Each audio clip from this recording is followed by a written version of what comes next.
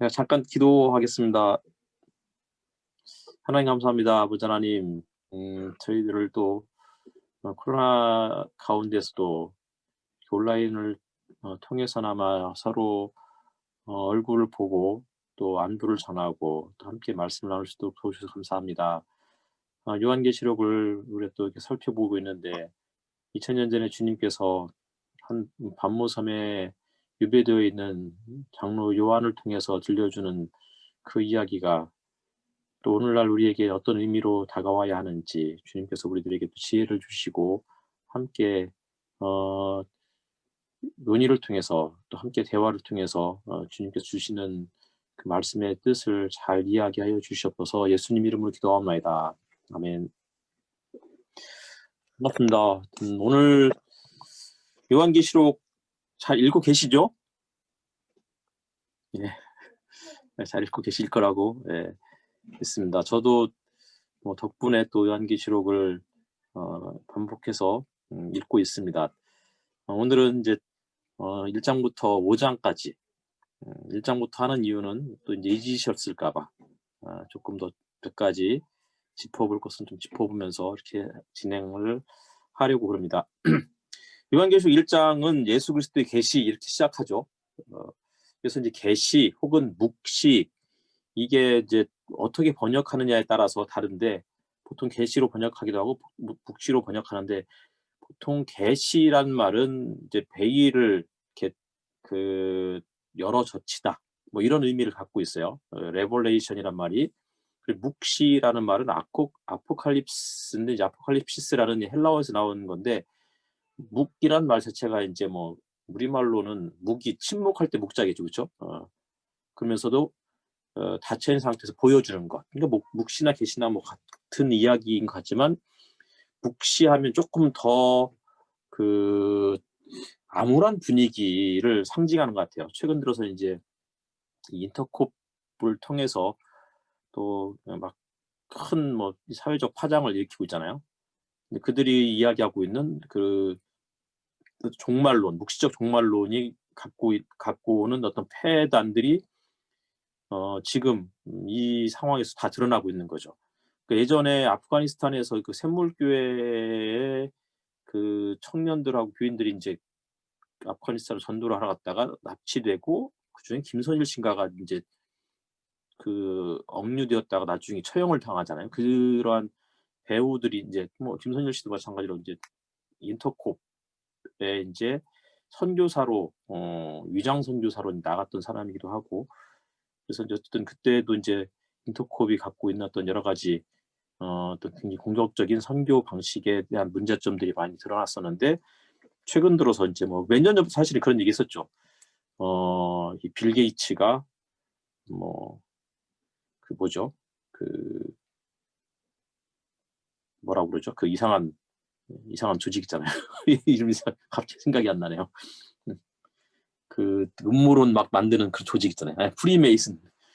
거기에 수장이다. 이렇게 이야기를 하면서 빌 게이츠가 이제 백신을 이제 바이러스를 퍼뜨려 가지고서 수많은 사람들이 그에 이제 감염되고 그리고 빌 게이츠가 인제 그 만든 백신에 정말 미세한 베리칩들이 숨겨져 있고 뭐 그래서 그 베리칩을 이 내장되어 있는 그 백신을 맞게 되면 인제 666 표를 받는 거다.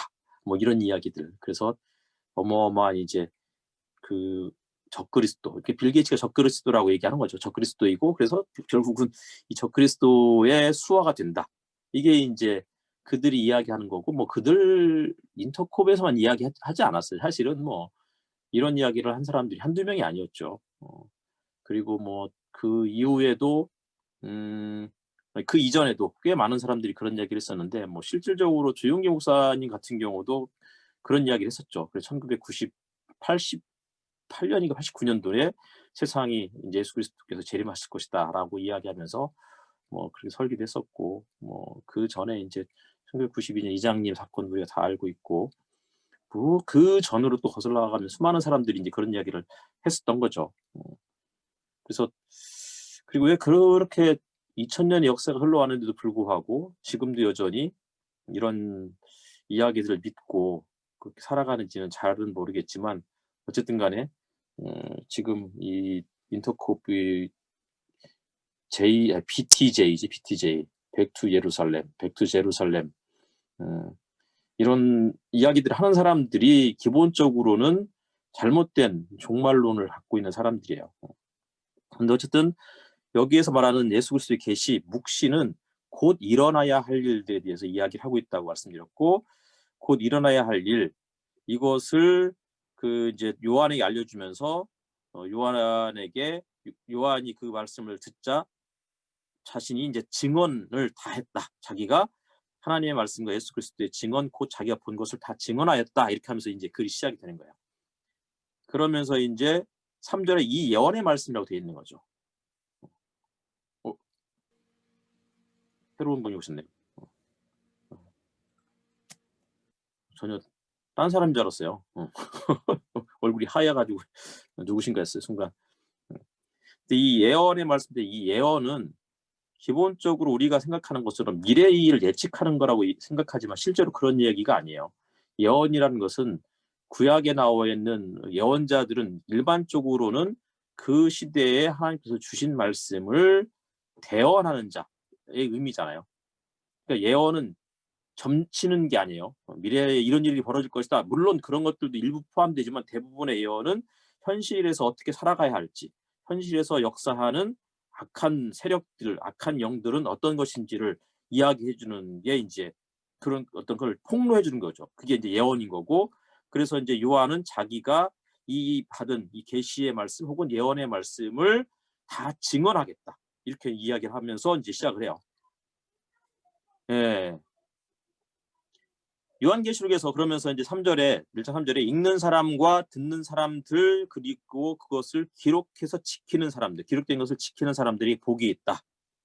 이렇게 이야기하는데 요한계시록에는 복이라는 단어가 몇 번 사용됐다고 혹시 기억하세요? 네, 7번이죠. 그러니까 제가 이제 요한계시록은 기본적으로 가장 많이 나오는 숫자 중에 하나가 7, 그리고 12, 그리고 24, 그 다음에 1440, 아니죠. 14만 4천. 14만 4천. 이게 다 이제 7과 12와 관련된 숫자들이에요. 근데 이제 복이라는 숫자가 총 7번이 나오는데 1장 3절에 읽는 사람과 듣는 사람들 그리고 지키는 사람들이 복이 있다. 그리고 14장으로 넘어가 14장 13절에서 주님 안에서 죽은 사람들이 복이 있다. 그렇게 이야기하고 16장 15절로 가면 내가 도둑처럼 올 것이니 깨어있어서 자기 옷을 갖추어 입고 벌거벗은 몸으로 돌아다니지 않고 부끄러운 데를 남에게 보이지 않는 사람이 복이 있다. 이렇게 이야기해요. 제가 이제 이게 드리는 말씀의 의도를 잘 파악하셔야 돼요. 2절에서는 죽은 사람들이 주님 안에서 죽은 사람들이 복이 있다. 주님 안에서 죽은 사람들이라는 것은 우리가 그냥 생각하기에 예수님이 오신 이후에 2000년이 지났으니까 그동안 예수 믿는 사람들이라고 생각하지만 실질적으로 그런 사람들을 가리키는 게 아니라는 것을 말씀드리는 거예요. 그런 사람이 아니고 어떤 사람들이냐면 3절에 보니까 자기 옷을 갖추어 입고 깨어서 자기 옷을 갖추어 입은 사람들, 그러면서 벌거벗은 몸으로 돌아다니지 않는 사람들이 복이 있다는 거야. 그리고 19장 9절 어린 양의 혼인잔치에 초대를 받은 사람이 복이 있다. 이게 뭐예요? 마사지 볼. 안녕하세요. 뭐예요? 예람이 안녕. 나 이거 다 뜯어도 돼요? 예람이 맞는 것 같은데.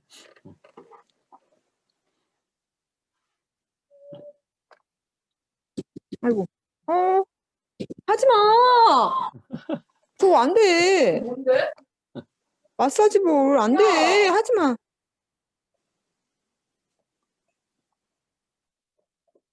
내가 하는 게 아니구나 참. 예. 엄마가 하는 마사지 볼을 건드려가지고서 그냥. 그리고 19장 9절에 어린 양이 혼인잔치에 초대받은 사람이 복이 있다고 했고 20장 6절에서는 첫째 부활에 참여하는 사람이 복이 있다고 했어요. 첫째 부활. 그리고 얘가 하는 말 다 나갔단 말이야. 방송사고. 예. 그리고 이 첫째 부활은 그 뭐겠어요?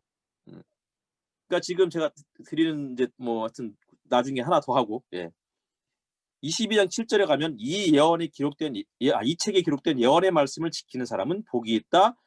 그리고 22장 14절에는 생명나무에 이르는 권리를 차지하려고 그리고 성문으로 해서 도성에 이르려고 자기 옷을 깨끗이 빠는 사람이 복이 있다 그랬어요. 그럼 총 일곱 개의 복에 대한 이야기를 했는데 이때 복 받는 사람, 복을 받는 사람들의 공통점이 뭘까요? 기본적으로는 말씀을 지키고 듣고 지키고 그리고 흰 옷을 입고 그리고 혼인잔치에 참여하고 그런데 20장에는 그 사람들이 첫째 부활에 참여한 사람이라는 거예요. 어떤 사람들이겠어요? 예수 그리스도를 믿다가 도미티아누스 황제의 치하에서 예수를 믿다가 순교당한 사람들 혹은 뭐 도미티아누스 이전에 네로 때 뭐 박해를 받다가 순교당한 사람들 이런 사람들을 말하는 거예요.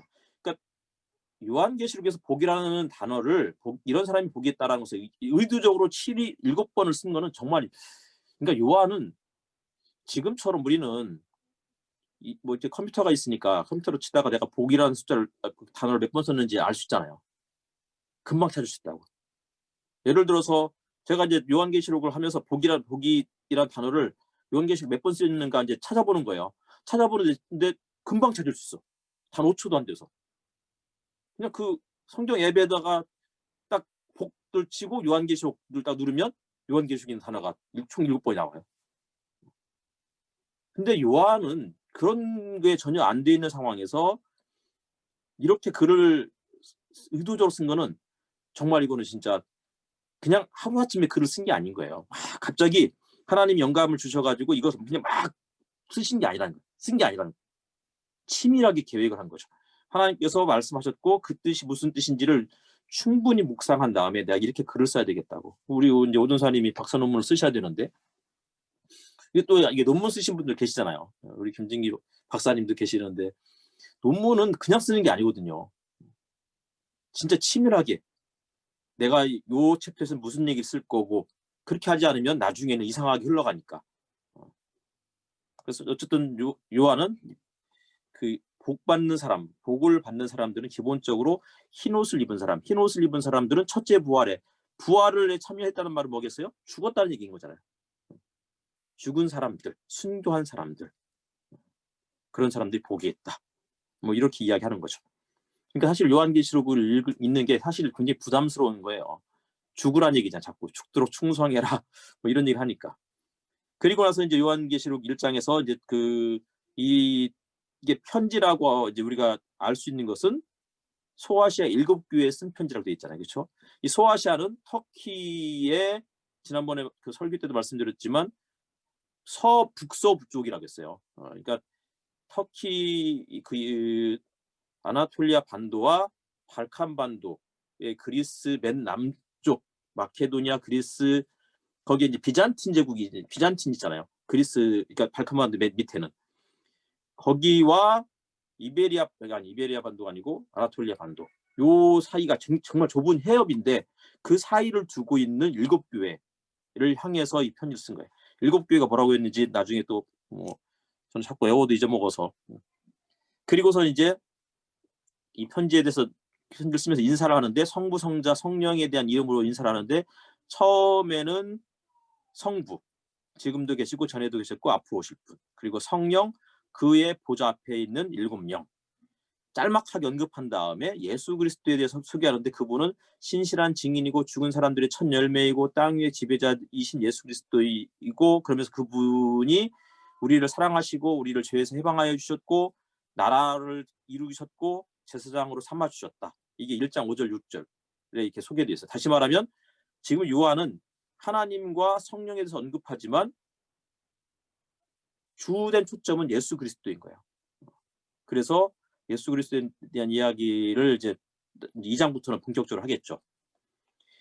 1장 7절에 가면은 이제 보아라 그가 구름을 타고 오신다.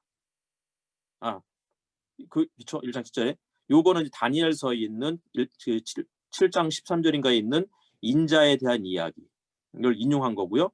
그다음에 이제 7절에 두 번째 그 문단인 눈이 있는 사람은 다 그를 볼 것이다. 이것은 스가랴에 있는 말씀 인용한 거예요. 다니엘서나 스가랴는 기본적으로 다윗의 자손, 새로운 임금을 기다렸는데, 그런데 요한은 그가 예수 그리스도다. 이 이야기를 해주려고 이제 이렇게 설명하고 있는 것 같아요. 그리고 이제 환란 이야기예요. 1장 9절에 보니까 예수 안에서 여러분의 형제요 예수 안에서 환란과 그 나라와 인내에 여러분과 더불어 참여한 사람인 나 요한 이렇게 이야기하고 있잖아요. 우리가 이제 지난 첫 시간에도 말씀드렸지만 천년 왕국이라는 이제 그거에 대해서 우리 한번 나눴어요. 그렇죠? 기본적으로 전통적인 종말론 신앙은 전천년설, 후천년설, 무천년설이 있어요. 그렇죠? 기억하시죠? 전천년설이 뭐예요? 천년 왕국 이전에 뭐가 있는 거죠? 재림이 혹은 휴거가 있는 거죠. 그렇죠? 그러니까 재림이 있는 거예요. 재림이 왔고 그래서 그 7년 대환란이 있기 직전에 하나님이 자신의 백성들을 하늘로 데려가시고 천년왕국이 임하고 그게 이제 전천년설이잖아요. 후천년설은 천년왕국 이후에 재림이 온다. 그러니까 전천년설의 장점은 뭘까요? 전천년설의 장점.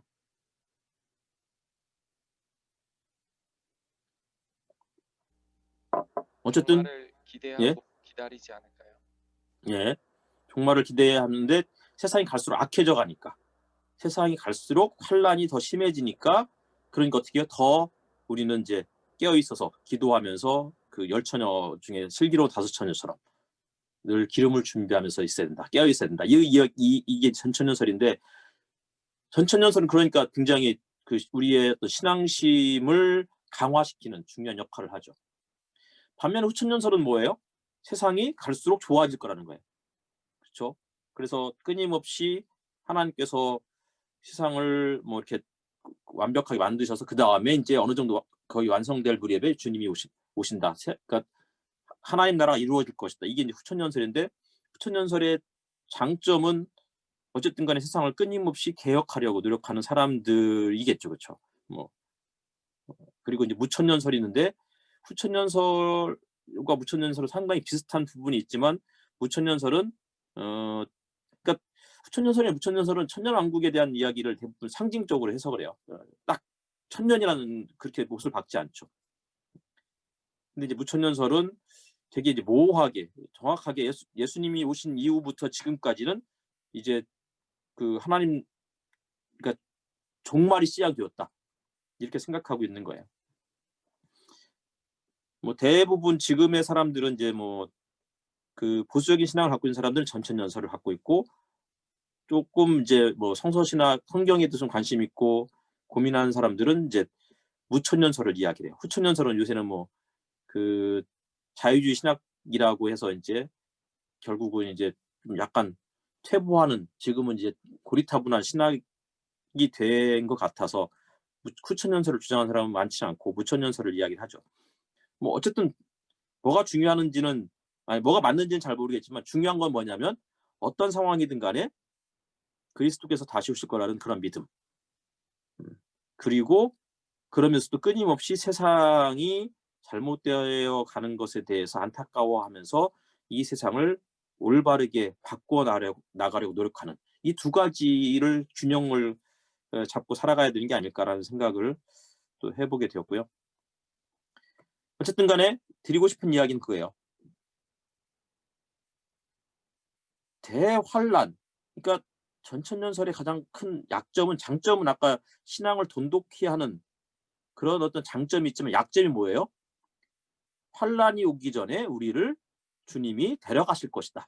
이렇게 믿잖아요. 근데 요한계시록에는 1장 9절에서는 여러분의 형제여 예수 안에서 환란과 그 나라와 인내에 여러분과 더불어 참여한 사람인 나 요한은 환란을 받은 사람이야. 2장 9절에서 서머나 교회를 향해서도 내가 당한 환난과 궁핍을 알고 있다.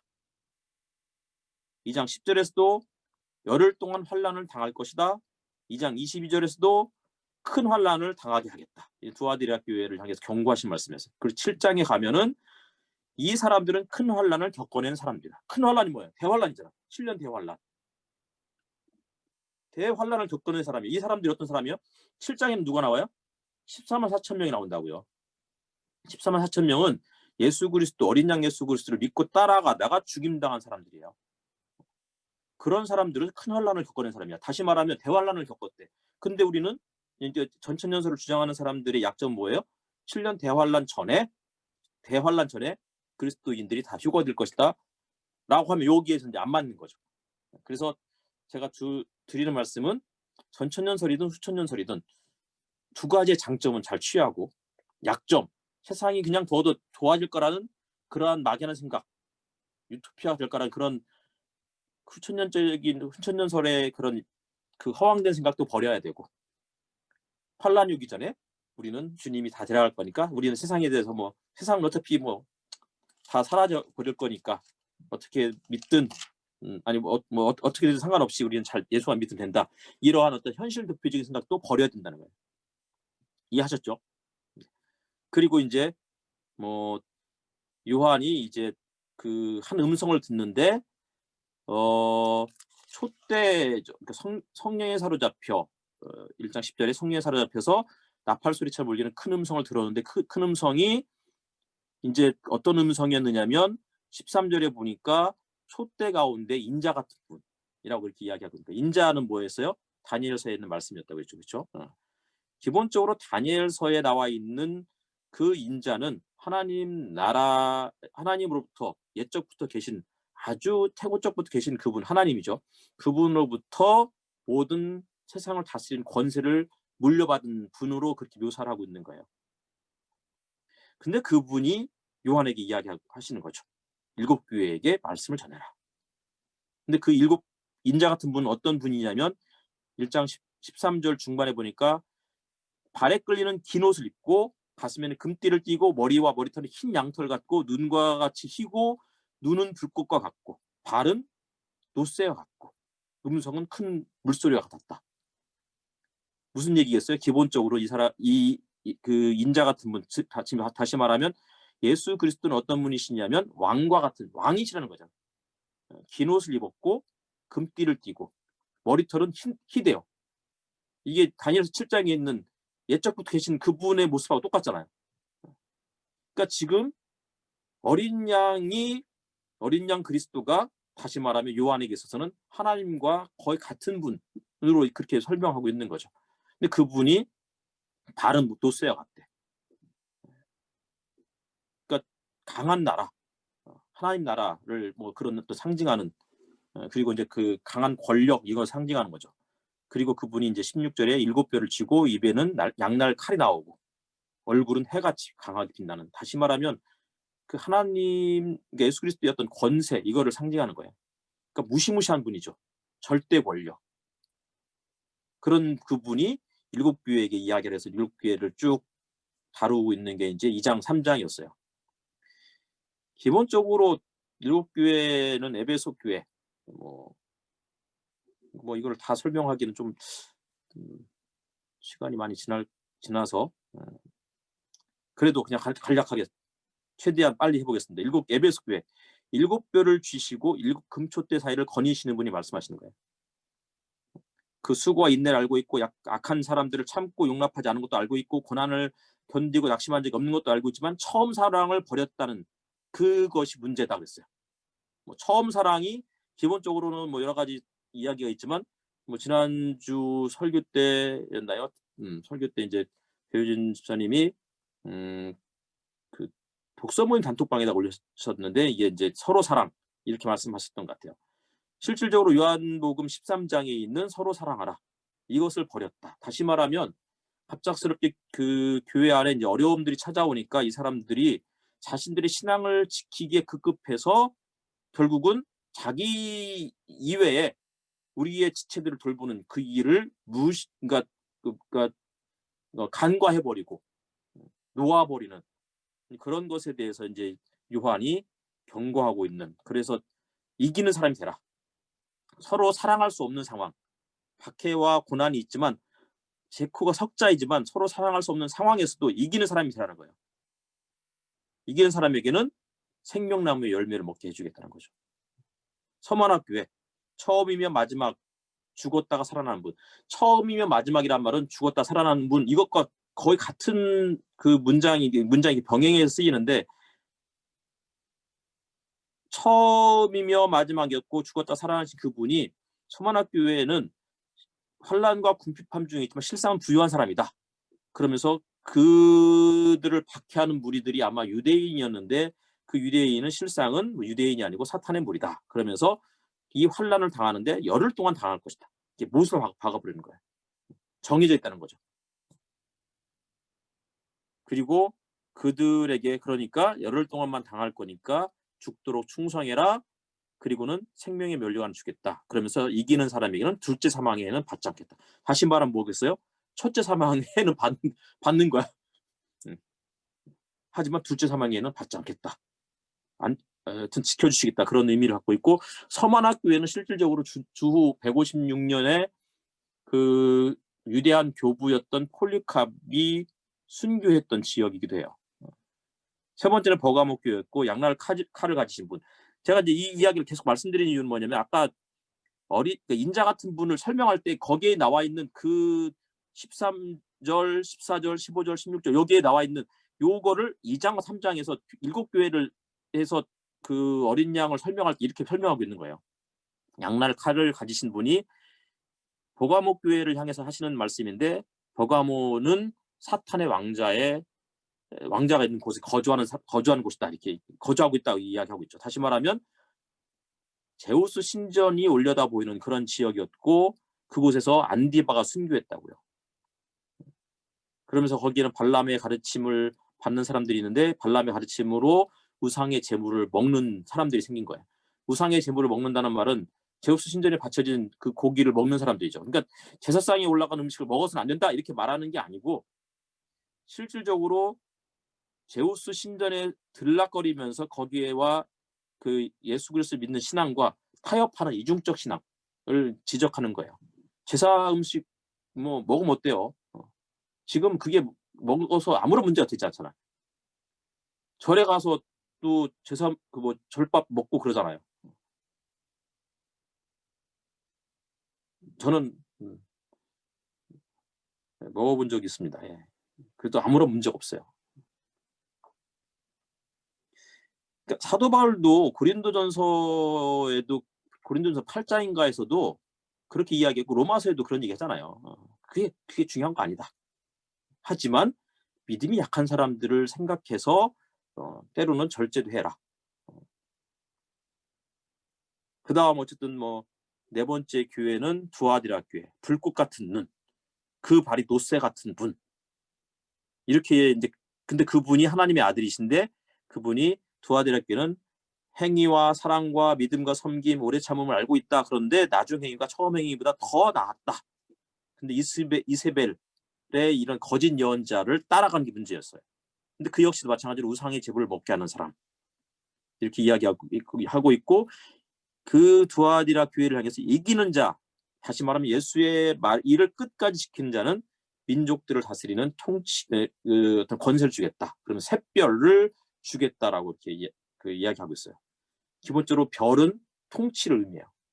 그래서 예수께서 태어나실 때 하늘의 별이 나타났다. 다시 말하면 왕이 태어난다는 그것을 상징하고 있는 거죠. 사대교회 하나님의 7년과 7별을 가지신 분이 말씀하시는 거예요. 행위를 알고 있다고. 그런데 사대교회 문제는 뭐냐면, 살아있다고 말을 하지만 그러나 실질적으로 죽은 자들이다.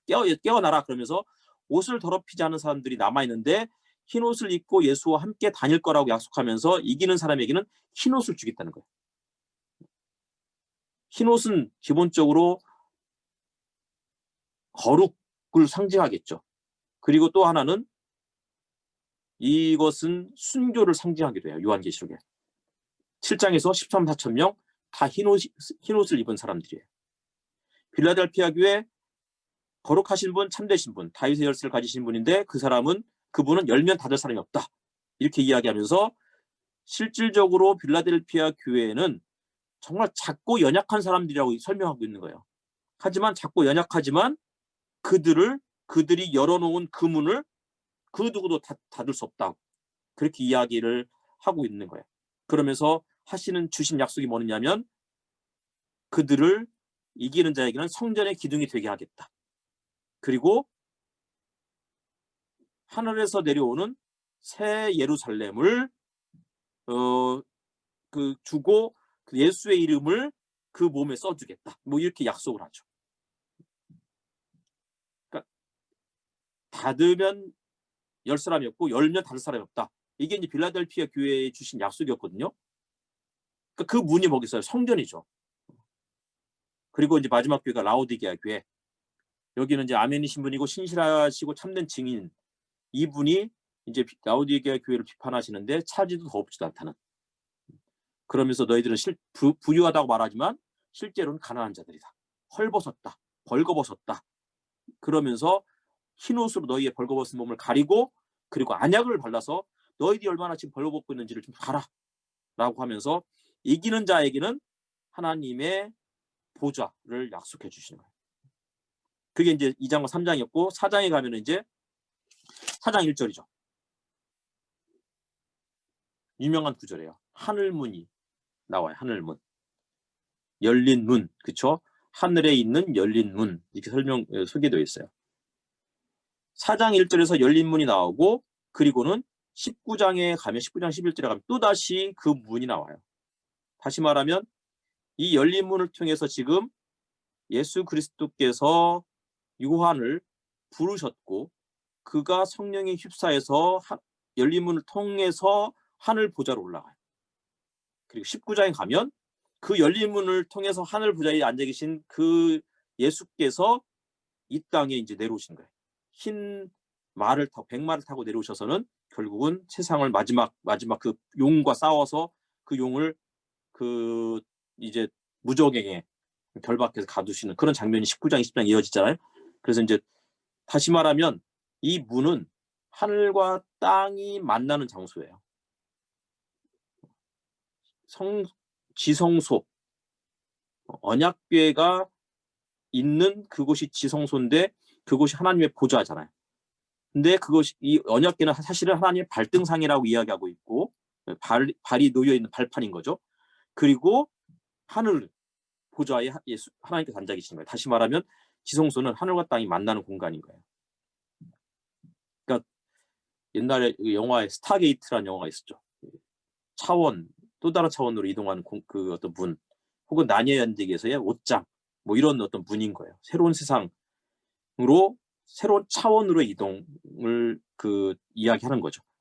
근데 이제 이 열린 문이 있었고 거기 이제 그 문을 통과해서 하늘로 올라갔더니 땅에 있었던 요한, 밤모섬에 갇혀 있었고 7교회의 현실을 보면서 안타까워하면서 바라보고 있던 요한을 이제 하늘 성전으로 데리고 올라가시는데 하늘 성전에는 어떤 분이 계시느냐면 보좌가 하나 있고 예측부터 계신 그분이 앉아 계시고 그리고 4장 4절에 보좌가 24개가 있고 그 24개의 보좌에 24명의 장로가 앉아 있는 거예요.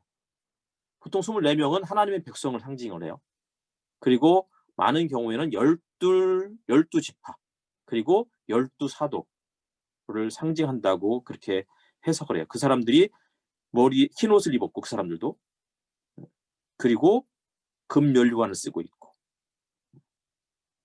그리고 또 그 보좌에서 막 번개가 치고 뭐 이런 이야기가 나온 다음에 7 횃불을 들고 있는데 이 7 횃불은 7 영이다 뭐 이런 얘기가 나와 있고 그 다음에 이제 그 보좌 주변에 4 생물이 있는데 4 생물은 사자, 송아지 그리고 사람과 독수리의 형상을 하고 있어요.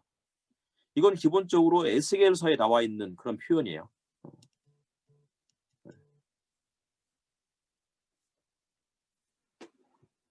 그리고서는 거룩하다 거룩하다 거룩하다 3번 거룩을 외치죠. 노래하죠. 그러면서 전능하신 분 주 하나님. 이제 이 거룩 이 표현은 실질적으로 아까 말씀드렸듯이 그 순결을 의미하기도 하고 또 하나는 순교를 의미하기도 하고 그런데 여기에서 이 거룩하다 이것은 그런 의미와 함께 바로 이어진 구절이 전능하신 분이잖아요. 이것은 권력이라고요. 이제 이거를 제가 이렇게 설명해 드린 이유는 5장 때문에 그래요. 5장에 가면 이제 그 보좌에 앉아 계신 이분은 하여튼 하나님이신데 성부 하나님이신데 그 분 주변으로 이제 갑자기 뭐 힘센 천사가 나타나 가지고는 이제 그 7 인을 한 두루마리가 있죠. 그 두루마리 앞뒤에 글이 이제 다 쓰여져 있는데 그것을 이렇게 보는데 그 인을 뗄 사람이 없다. 그랬더니 이 힘센 천사가 울지 말으라고 그렇게 이야기하면서 그분이 그 자격이 그러니까 인을 뗄 자격이 있는 사람이 있는데 그분이 누구시냐면 5장 몇 절이죠? 5장 5절이네요. 유다 지파에서 난 사자 곧 다윗의 뿌리가 승리하였으니 유다 지파를 상징하는 동물이 사자거든요. 아슬란이죠, 그렇죠? 사자인데 사자는 절대 권력이잖아요. 권력 정말 권세 있으신 분. 그런데 그분이 이 두루마리를 펼 수 있다라고 했는데 바로 이어지는 5장 6절에서는 누가 나와요? 죽임당한 어린 양이 나오는 거예요. 이 두 가지가 같이 병행이 되는 거예요. 힘을 가지면 종종 뭐가 돼요? 타락을 해요. 그리고 약하면 약한 자들은 타락하지 않을 수는 있을지 몰라도 뭐예요? 세상을 바꿀 수 없잖아요. 그런데 예수 그리스도는 힘을 가지셨는데 그 힘을 타락하지 않고 자신을 오히려 세상을 구원한 그 일에 자신을 희생양으로 드리시는 분. 그러고서 이제 두 가지를 그러니까 요한계시록을 해석하는 해석학적 열쇠를 사자와 어린 양. 요게 이제 사자는 뭐 보좌에 앉아 계신 분 이렇게 표현하고 있는 거죠. 그러니까 보좌는 권능, 권세를 상징하는 거고 어린 양은 희생과 낮아짐을 상징하는 거잖아요.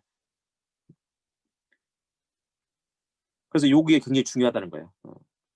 근데 이분이 어떤 분이냐면 6장 6절 중반에 보니까 뿔 7. 뿔이 뭐예요? 권능을 상징한다고요. 뿔 7. 7은 완전한 수고. 그리고 눈이 7이래. 그러니까 전지전능하시다는 거예요. 다 보고 다 알고 계신다는 거죠. 다 보고 모든 능력을 행할 수.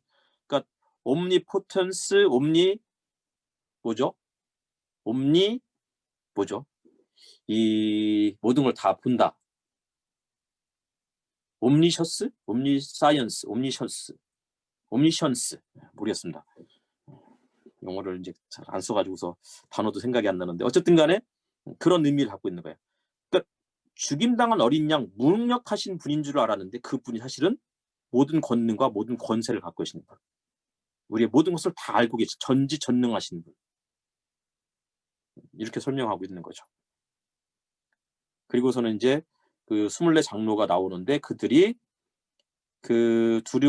이제 어린 양이 두루마리를 받아들었을 때 내 생물 그리고 24 장로가 그 어린 양 앞에 엎드려 가지고는 절을 하는데 그러니까 검은고와 향로를 금대접을 가지고 이제 그 엎드렸는데 그 금대접에 있는 그 향은 성도들의 기도다 그랬어요. 이 성도들의 기도를 나중에 가면은 이제 11장인가에 가면은 이제 뭐 두 증인의 순교당한 두 증인 뭐 이렇게 이제 보통 이야기를 해요.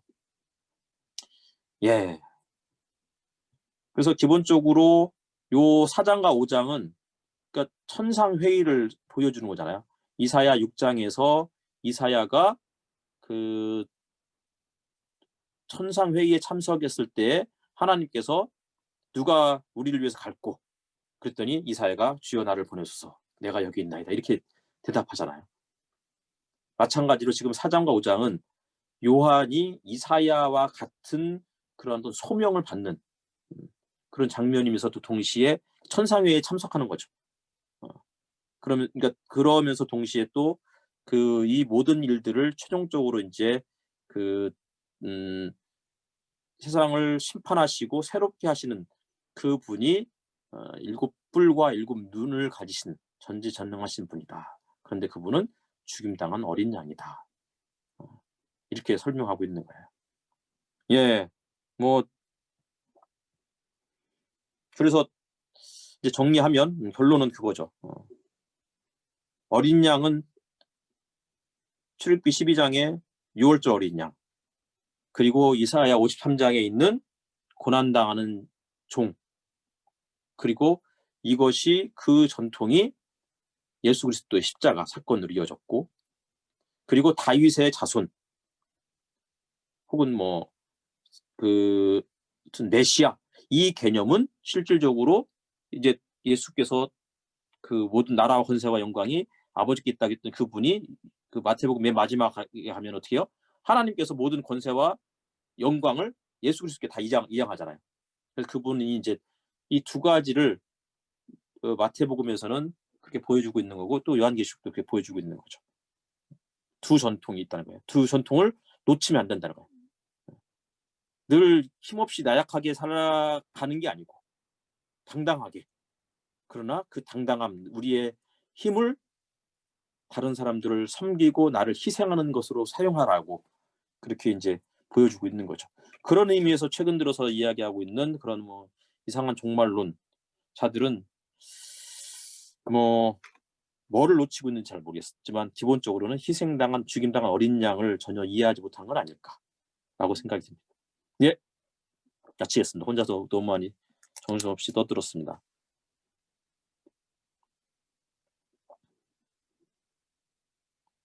얘기가 잘 전달되는지 모르겠습니다.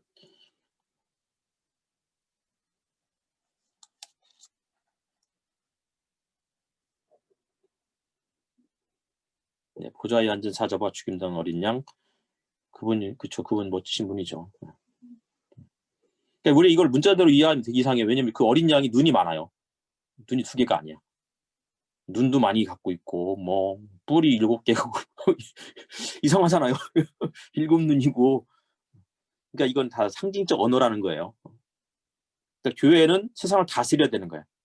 이제 7촛대가 결국은 이제 그 7교회를 의미하는 건데, 7촛대는, 7교회는 세상의 모든 교회를 또 대표하는 거고, 세상의 모든 교회는 사자와 같이 당당하게 세상을 다스려야 되는데, 이 다스림은 뭐 성공해서 뭐 옛날에 이제 뭐 고지론 뭐 이런 얘기 했잖아요. 성공해서 대통령이 되고 시장이 되면 이 땅이 성시화가 될 거다. 이명박 씨가 대통령 돼가지고서 세상이 성시화되지 않았잖아요. 이 나라가. 염홍철이 대전시장 돼가지고 대전 성시화한다고 했거든요. 그런데 안 됐잖아요. 그런 게 아닌 거죠. 권력을 잡아서 되는 게 아니고 낮아짐과 섬김으로, 자기를 희생함으로 이루어지는 하나님의 나라. 예, 또 뭘 도전하라고? 대권에 도전하라고요? 제가 안철수하고 혹시 붙어보면 될 낮아짐의 비밀. 좋죠. 예, 낮아지겠습니다. 안철수를 제가 무시하지 않습니다. 제가 안철수 능력을 충분히 존중하고.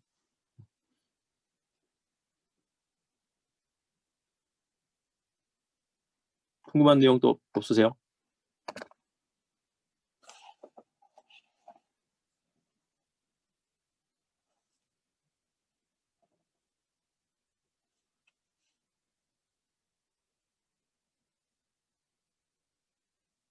끝날까요?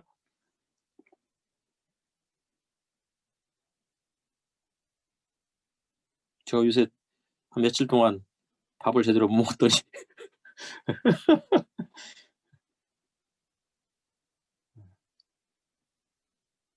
제가 아침에도 풀, 점심에도 풀, 저녁에도 풀로 먹었더니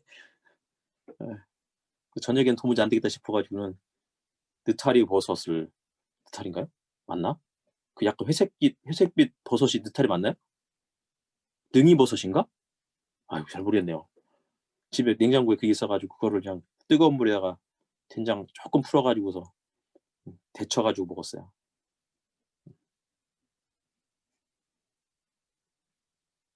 시험 드는 사람 있으면 제사 음식 안 드실 건가요?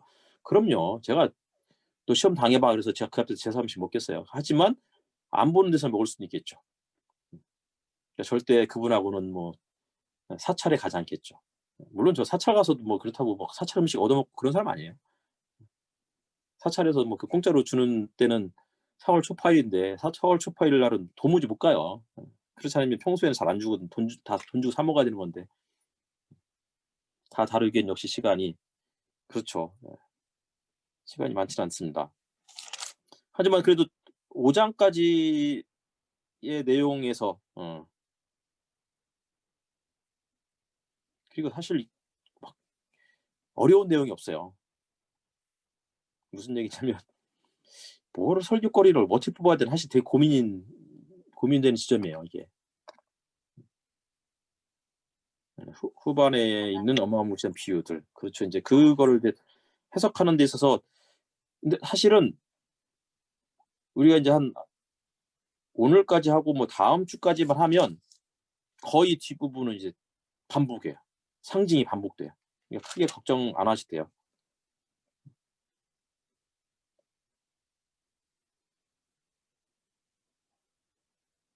또 하나는 뭐 언제든지 질문하실 거 있으면 말씀하세요.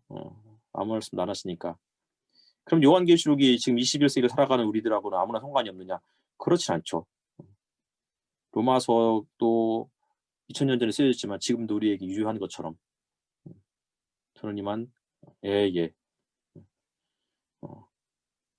그 요한계시록 그러면은 이제 구체적으로 여기서 언급되어 있지는 않지만 이제 후반부에 가면은 이 땅을 이제 뭐 예를 들어서 그 짐승이라든지 뭐 혹은 용이라든지 그런 존재는 과연 누구냐 이런 것도 우리 이제 고민해봐야 되겠죠. 아직 거기에 대해서는 언급하고 있지 않으니까. 하지만 우리가 이 땅에서 거룩하게 살아가는 것이 과연 무엇이냐? 그리고 동시에 거룩하면서 동시에 전능하신 그 하나님의 자녀로서 살아가는 것. 이 두 가지를 어떻게 균형을 잡을 것인가? 이게 이제 사실 우리에게 주어진 과제인데 계속 치열하게 고민하면서 살아야 될 것 같아요. 그래서 뭐 5장 12절에서도 죽임을 당한 어린 양은 권세와 부와 지혜와 힘과 존귀와 영광과 찬양을 받으시기 합당합니다. 그러니까 그분이 어린 양이었다가 희생당한 그분이 그러니까 모든 권세를 다 쥐었으니까 이제는 세상에 대해서 폭력을 휘둘러도 된다? 라고 이야기하는 게 아니에요. 그분은 여전히 죽임당한 어린 양의 모습으로 계속 앉아있는 거예요. 그리고 그분이 세상을 심판하시는데 이 심판은 저는 이 심판에 대한 이 메시지는 기본적으로 고난받는 그리스도인들에게 있어서는 정말 큰 위로잖아요. 심판이 있다는 것은 끝이 있다는 얘기고 끝은 회복을 의미하는 건데 이런 것 없이 그냥 막연하게 뭐 영원 회귀 혹은 무한 뭐 궤도에서 막 계속 그냥 무의미하게 반복되는 그런 삶이 아니고 우리가 끝이 있고 그리고 그 끝은 이기는 자 승리가 있으니 이 현실 가운데서 고난 중에도 믿음을 지켜가며 살자. 이게 이제 요한계시록의 메시지니까요.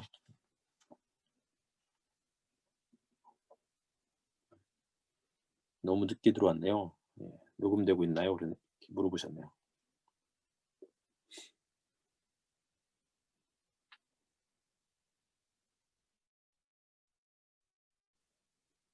너무 다들 조용하시네요.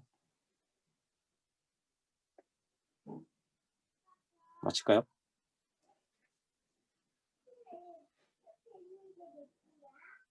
지켜야 되겠군요. 이제. 한 말씀씩 돌아가고 소감하고 그래 마치도록 하겠습니다. 맞아요? 예. 뭐가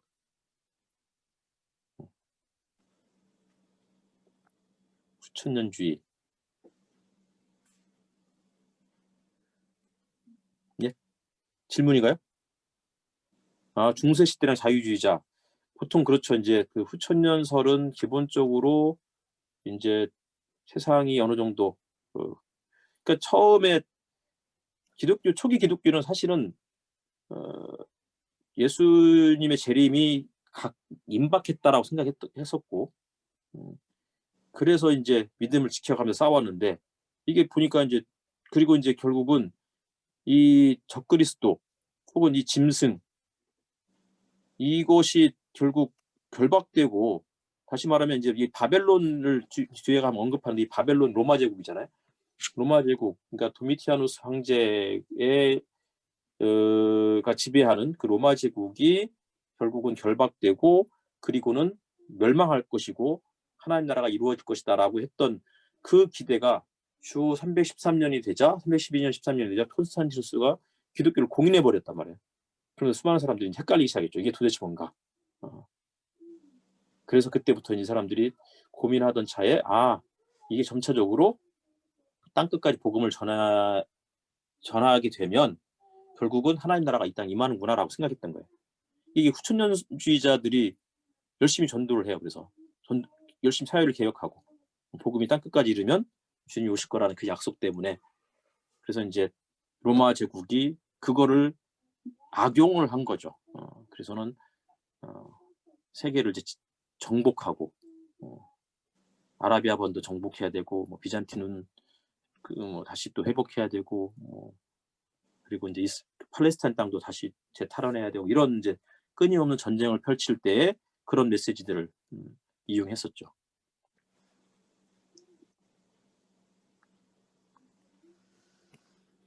예.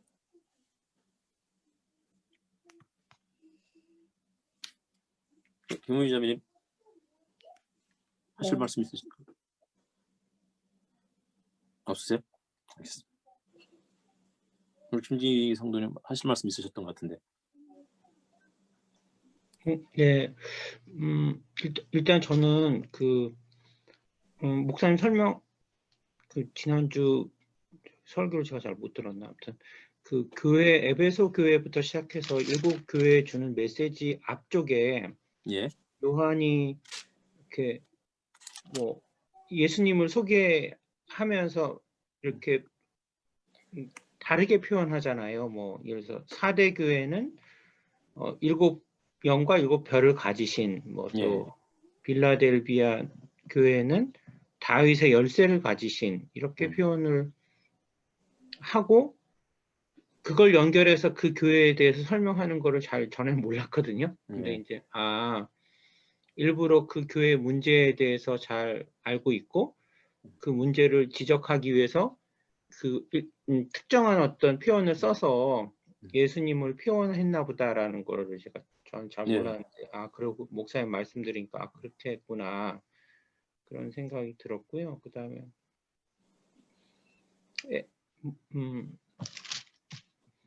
저도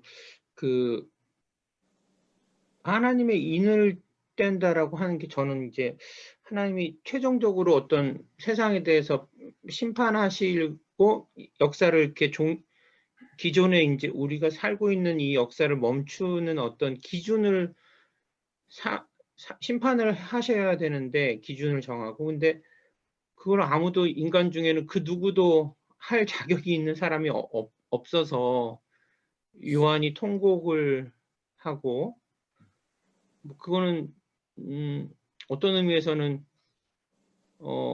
이미 그리스도 안에서 죽은 자들이 그냥 무의미할 수가 있는 거죠. 아무런 왜 그들이 죽었는지 이유가, 아무런 근거가 없고 뭐 이유가 없는데, 근데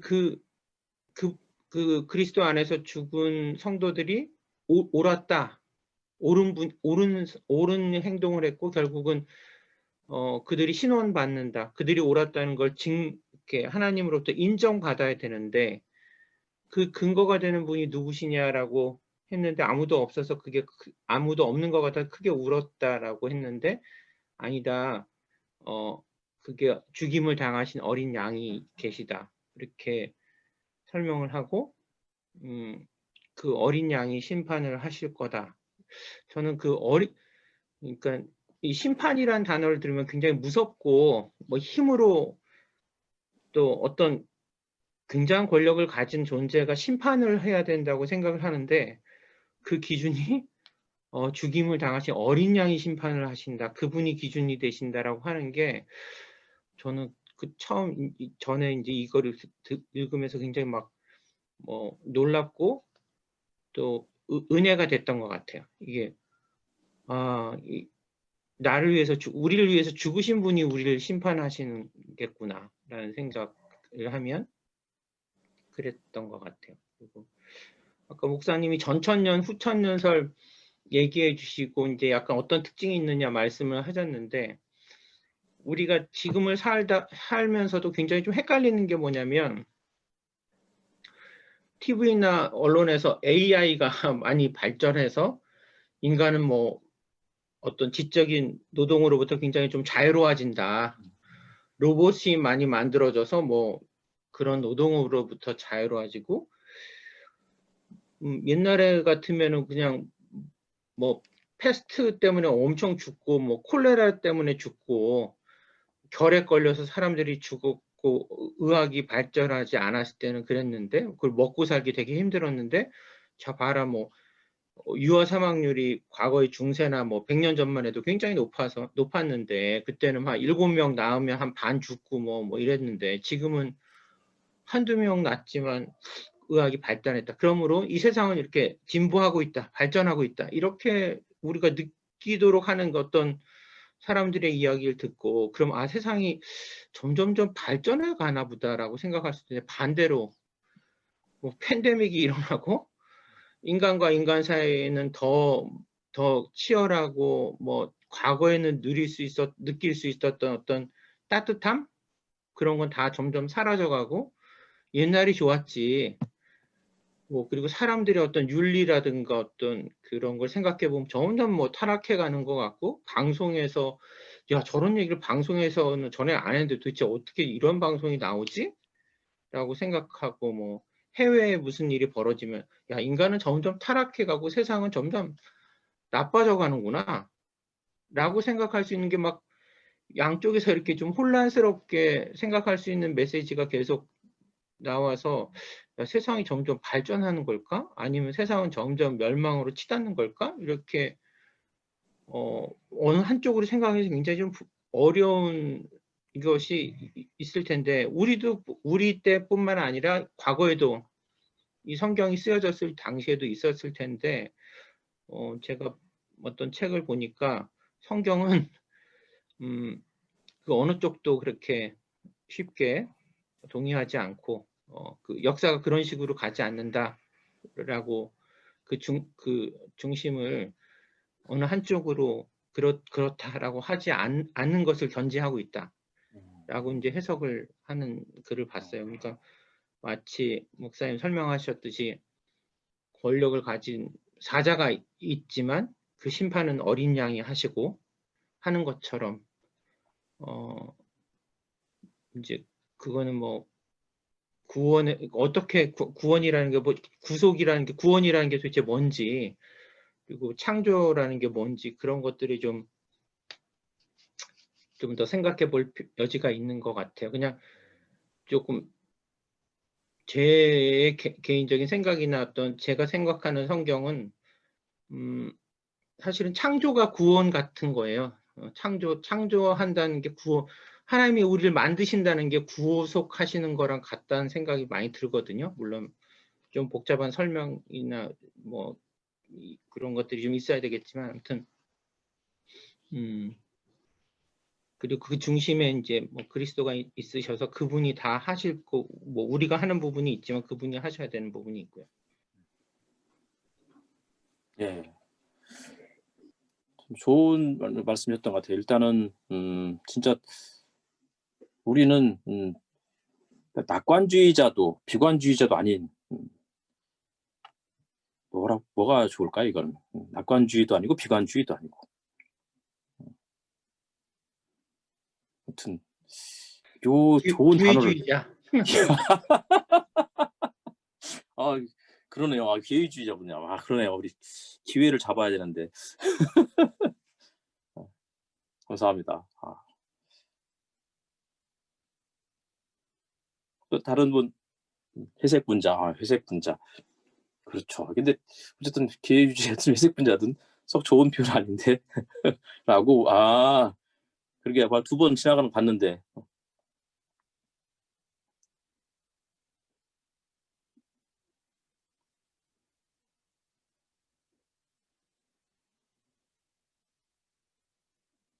하실 말씀 없으세요?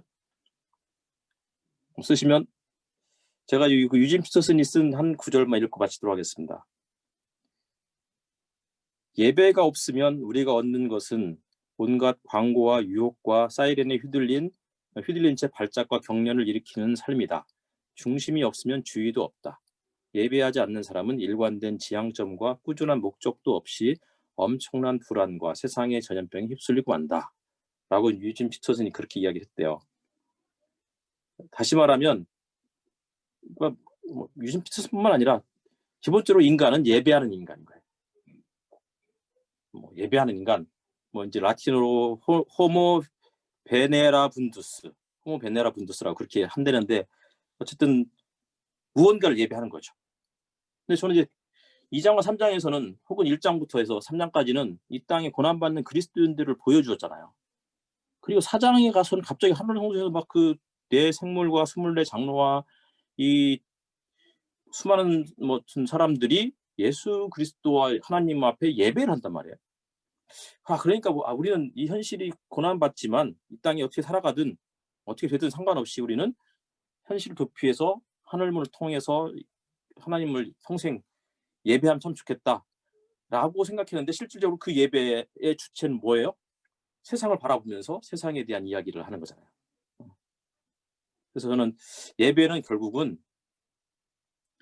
현실과 동떨어질 수 없는 거예요. 그리고 현실과 동떨어지지 않으면서 또 동시에 현실과 동화되지도 않는. 이거 너무 멋있는 말인 것 같아요. 동떨어지도 않으면서 동화되지도 않는. 그러한 게 예배의 핵심이 되어야 된다. 결국은 기회주의자인 거네요. 회색 분자고. 하여튼 그렇게 살아가는 저와 여러분이었으면 좋겠습니다.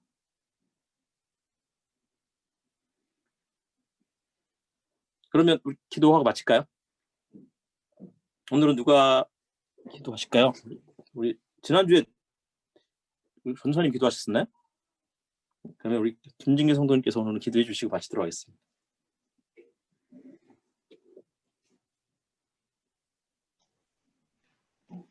예, 기도하겠습니다. 하나님, 저희가 이 땅에 나그네처럼 살고 있습니다. 세상에 속하지도 않았고, 그렇다고 세상을 등지고 살지도 않고, 또 세상이 겪는 어려움으로부터 피할 수도 없고, 또 그렇다고 세상을 벗어나서 떠나갈 수도 없는 그런 가운데 중간에 있는 그런 존재로 살아가고 있습니다. 하나님, 저에게 또 세상 모든 사람들이 함께 겪는 고난 가운데 그리스도의 사람으로서 서로 사랑하고 또 최선을 다해서 그리스도의 이름으로 이웃을 돕는 그러한 인생을 살 수 있도록 도와주시길 기도합니다. 주변에 같이 함께하는 성도들을 불쌍히 여기시고 또 저희 손을 빌어서 서로 사랑하고 돕는 그러한 교회가 될 수 있도록 도와주시고 교역자분들, 목사님과 전도사님께 힘과 또 능력과 건강을 허락하여 주시길 기도합니다. 예수님의 이름으로 기도를 드립니다. 아멘. 감사합니다. 편한 밤 되십시오.